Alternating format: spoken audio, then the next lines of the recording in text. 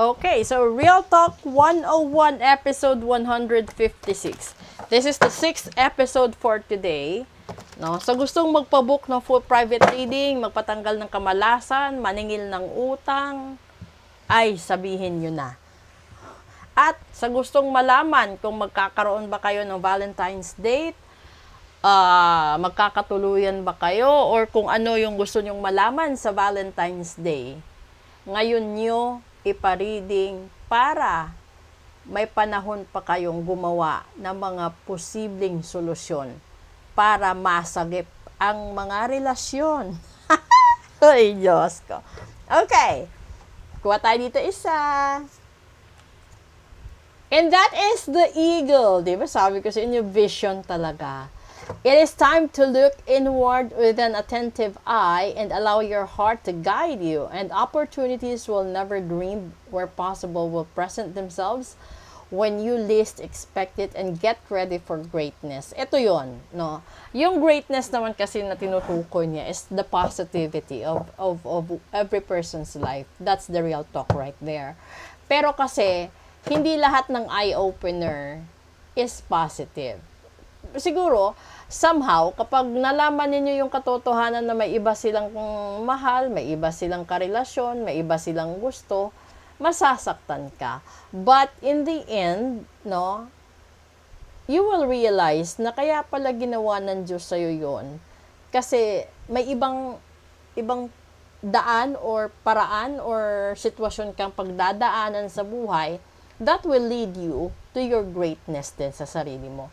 Posible lang siguro may mga bagay na sa panahon na yan, sa pagkakataon na yan, hindi siya pwedeng sumama sa journey mo. So, ito kung naaalala ninyo, may mga tao na kasama nyo sa chapter 1 to 5 ng buhay ninyo.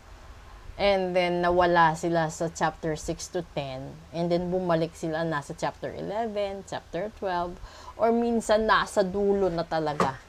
No? So, this is the vision. But again, this is a general reading. It's a real talk process talaga na kung Diyos lang din naman yung pagbabasehan, wala namang masamang plano ang Diyos at walang masamang balak ang Diyos sa lahat ng tao. Wag lang natin kakaligtaan na minsan, 'di ba? Ikaw na yung mabait, ikaw na yung nagpautang, ikaw na yung tumulong, ikaw pa ipapabarang, 'di ba?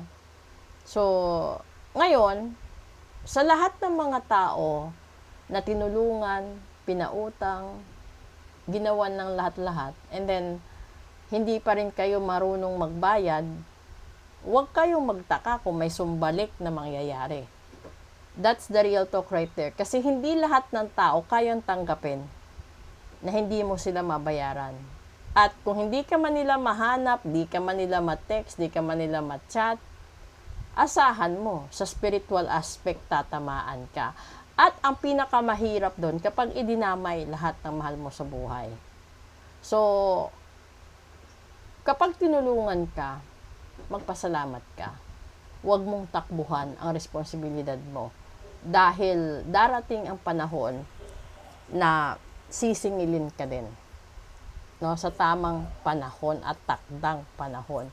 So, ngayon, katatapos lang ng January 25, 2025 planet alignment.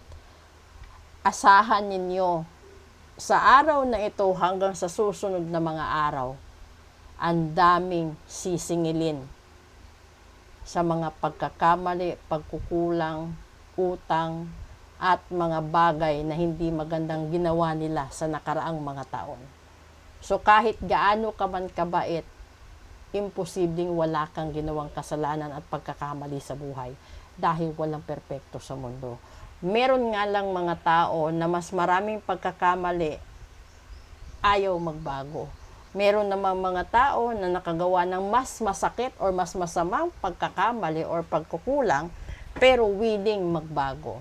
So nasa sa inyo yon. It's your personal choice kung ano yung tatahakin yung buhay. Pero lagi niyong pakatatandaan, this is the vision. Madadamay ang pamilya ninyo sa sarili ninyong kalokohan, sa sarili ninyong problema, trouble. Maraming ganito na pagsisisihan mo ng sobra-sobra. And that's the real talk right there. So maraming salamat po at magandang hapon po sa inyong lahat. Thank you.